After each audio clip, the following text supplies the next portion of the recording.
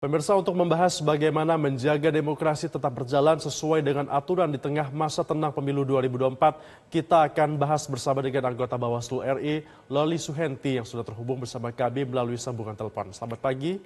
Selamat pagi, Bu Loli. Selamat pagi. Selamat pagi.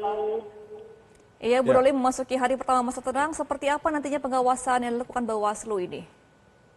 Iya, kita sudah mulai dari dini hari tadi nih. Kita mengawasi bagaimana penertiban alat peraga kampanye bisa dilakukan dengan tepat waktu, tepat sasaran, sehingga nanti targetnya juga bisa tercapai ya. Di mana hari pemungutan suara tidak lagi ada atribut peraga kampanye, alat peraga kampanye.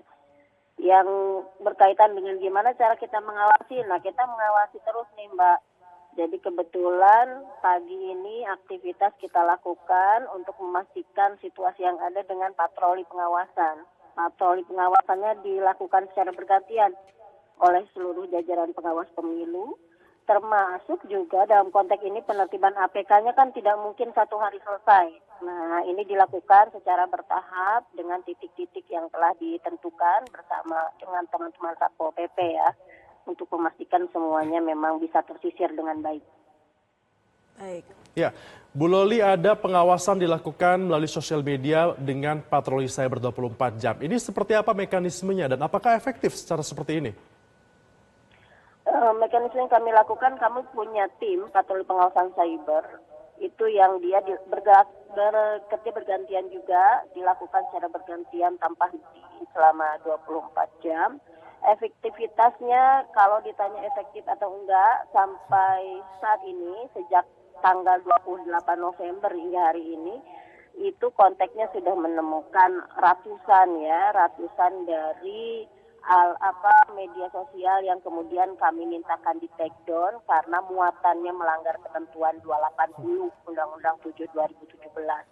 Nah, di masa ini pun di saat semua yang namanya berbau kampanye itu tidak boleh, salah satunya adalah media sosial. Kan media sosial udah nggak boleh lagi tuh mengiklankan, membuat berita atau memberikan rekam jejak selama masa tenang ini yang kemudian dapat mempengaruhi atau menguntungkan, merugikan peserta pemilu. Nah, sehingga kalau ditanya efektif atau enggak, inilah langkah maksimal yang dapat Bawaslu lakukan. Patroli cyber ini secara mandiri dilakukan oleh Bawaslu. Dalam konteks ini nantinya ya tindak lanjutnya tentu kami bekerja sama dengan teman-teman Kominfo, dengan teman-teman platform media sosial supaya bisa dilakukan penurunan secara cepat. Ya, Bu Loli, sejauh ini kan memang aturan hanya mengikat untuk peserta pemilu dan juga tim kampanye ya Bu, jika melakukan kampanye di masa tenang ini. Nah, jika ada netizen ataupun buzzer yang melakukan kampanye selama masa tenang ini, bagaimana sanksi dari Bawaslu ataupun pengawasan dari Bawaslu sendiri?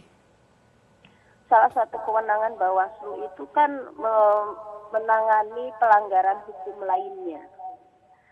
Hukum lainnya itu berarti kita bisa menggunakan kacamata Undang-Undang ITE misalnya, yang bisa dikenakan dalam konteks ini. Sehingga dalam konteks penanganan hukum lainnya, Bawaslu tentu akan memberikan rekomendasi kepada instansi terkait untuk proses penanganan lebih lanjut. Bawaslu ini dalam konteks ini dia melakukan kajian, menyatakan bahwa dugaan pelanggaran terpenuhi. Begitu yang dilanggarnya Undang-Undang ITE, maka kita teruskan ke kepolisian untuk dapat ditindaklanjuti. Seperti itu. Apakah artinya ini hanya menyasar kepada akun media sosial dari peserta pemilu atau memang akun-akun lainnya seperti buzzers yang melanggar juga akan ditindak oleh Bawaslu, Bu Loli?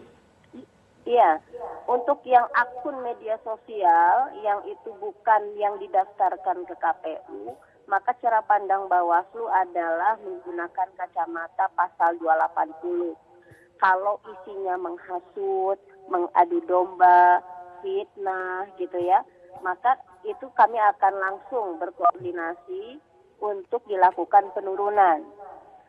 Konteks pidananya maka disampaikan ke kepolisian. Ini untuk seluruh media sosial, akun media sosial, bukan hanya yang terdaftar, karena salah satu tugas Bawaslu adalah mencegah berbagai potensi pelanggaran, termasuk hal ini. Baik. Baik, Bu Loli, kalau di lapangan sendiri apakah ada daerah yang rawan dan perlu pengawasan lebih khusus dan seperti apa peta kerawanan kecurangan dari Bawaslu sendiri? Ya, kalau soal daerah yang rawan tinggi, sejak awal Bawaslu sudah melakukan pemetaan. Yang rawan tinggi itu DKI Jakarta misalnya.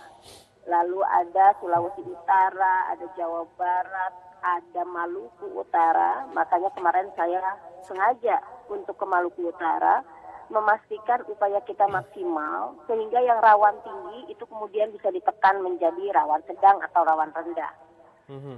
Nah, apa saja pelanggaran-pelanggaran yang relatif ya sering terjadi dan perlu kita waspadai, misalnya tentu saja politik uang, ya kan?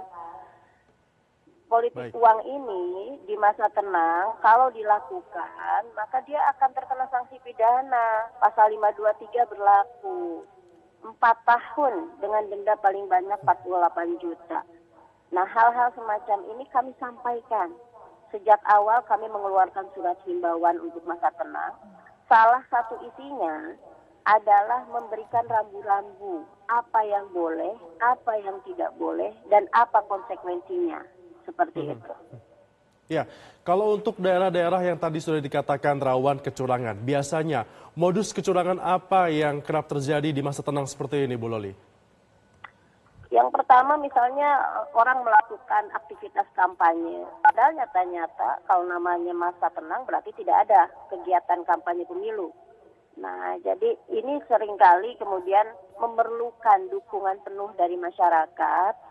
Kalau menemukan ada dugaan aktivitas kampanye pemilu, segera melaporkan ke Bawaslu karena ini yang terlarang di masa tenang. Modusnya misalnya kampanye terselubung, orang sering bilang begitu kan. Tapi nggak apa-apa, seminim apapun informasinya disampaikan saja karena Bawaslu wajib menelusuri ketika ada informasi awal yang masuk. Iya, Bu Loli, kan juga di pemilu tahun ini kan juga ada paslon dan juga caleg yang tengah menjabat sebagai penjabat pemerintahan ya Bu Loli ya. Lalu bagaimana nantinya aturannya dalam membedakan apakah itu kampanye terselubung atau memang tugas pemerintahan? Nah, kalau melihat itu misalnya, apa sih yang nggak boleh gitu ya? Kita jelas-jelas kok yang namanya apa pejabat negara itu ketentuannya sudah diatur. Ada pasal 281, ada 282, ada 283. Dia diatur. Nah, di masa tenang ini seluruh aktivitas kampanye itu kan nggak boleh. Baik. Kalau pertanyaannya lalu pejabat negara yang melakukan kerja-kerja kenegaraan itu ada kampanye terselubung boleh atau tidak? Maka nanti Bawaslu akan melakukan kajian. Tentu definisi kampanye harus mengacu pada pasal 1 angka 35 Undang-Undang 7, ya kan? Unsurnya terpenuhi dulu. Nanti kami akan melakukan kajian soal itu.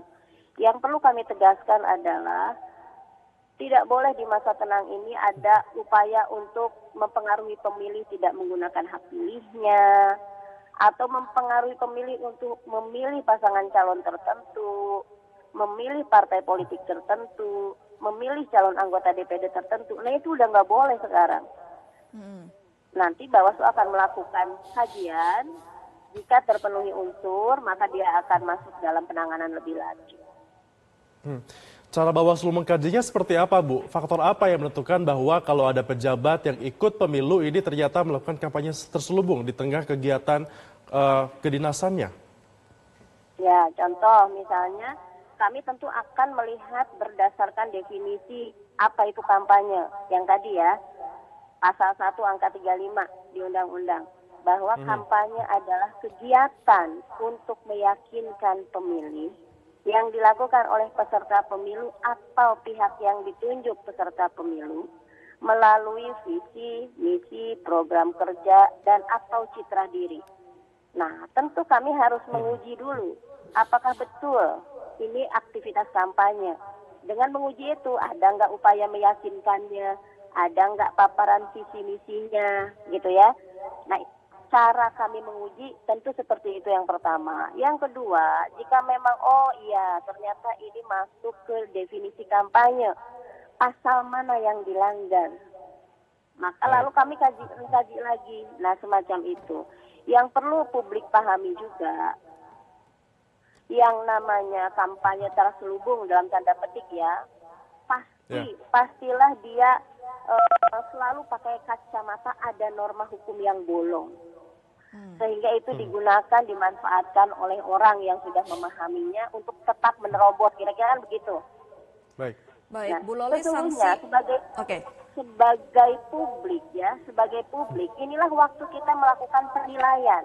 Jadi di masa tenang, masyarakat lakukan penilaian sebaik-baiknya, sekritis-kritisnya.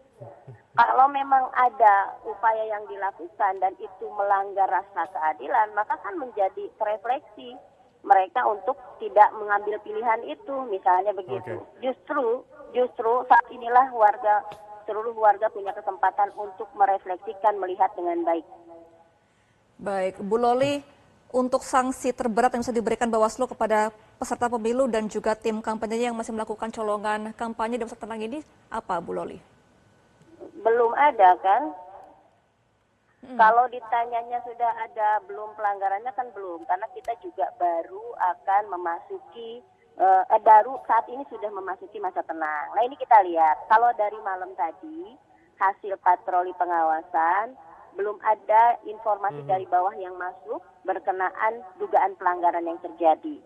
Tapi kalau misalnya ditanya, kalau orang ya pelaksana, peserta atau tim kampanye pemilu sengaja di masa tenang menjanjikan memberi uang atau materi lainnya untuk mempengaruhi pilihan, maka dia sanksinya berat loh.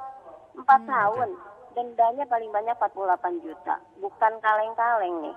Jadi mudah-mudahan sih tidak terjadi. Oke, baik. Baik, semoga ini tidak terjadi dan juga masa tenang bisa dimanfaatkan untuk para pemilih merefleksikan diri agar bisa menentukan pilihan di 14 Februari 2024 mendatang. Terima kasih Ibu Loli Suhenti, anggota Bawaslu RI sudah bergabung bersama kami di Metro Pagi Prime Time. Jelajahi cara baru mendapatkan informasi. Download Metro TV Extend sekarang.